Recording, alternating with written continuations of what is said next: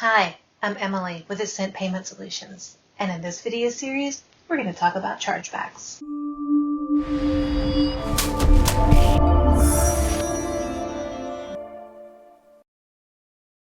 Let's dive into the credit not processed reason for chargebacks.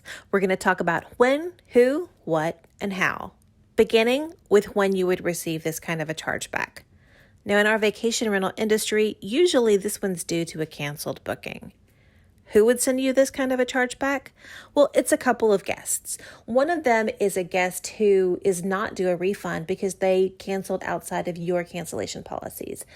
That doesn't matter at this point, and they can still initiate a chargeback, but it will, and you'll get a chance to answer, so don't lose hope.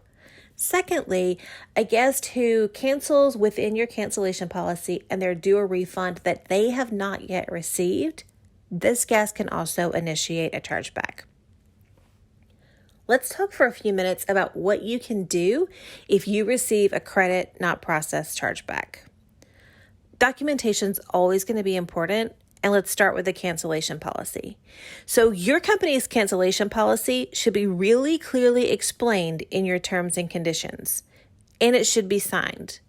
Now, this distinction is important to the credit card companies, so it needs to be important to your business. When I say the cancellation policy should be signed, I don't mean that within your terms and conditions it should be signed at the bottom.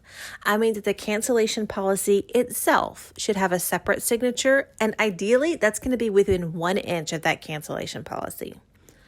Also, a wet signature is always the best. For a couple of reasons, it's not really practical, and we understand that. One, we have a socially distant world now, and it's not always a possibility. And in our vacation rental industry, we frequently don't see the guests before they arrive to get a physical signature. So there are some other things that you could do instead, including click to agree. A lot of our guests book online, and as long as your website is set up correctly, you can use this to rebut a chargeback. The timing of click to agree is critical. So here's the thing. The guest needs to click to agree to your cancellation policy before they put in their credit card information. If you can just take a screenshot of that and include it when you answer your chargeback, that helps to prove that they know, understand, and agree to that policy before they paid for the vacation. Let's talk about putting together your rebuttal. I know this seems obvious, but answer the question that they're asking. You're going to be putting together your story and all of your documents. You're going to be telling everything. And sometimes that most basic piece gets lost in the shuffle.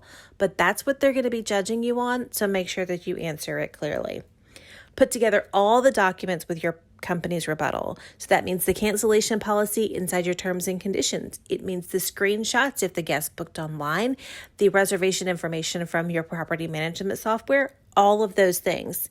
And put the case number on every single page of this, because offices are offices and they're crazy everywhere, and you don't want something to get lost and you lose because somebody loses a piece of paper.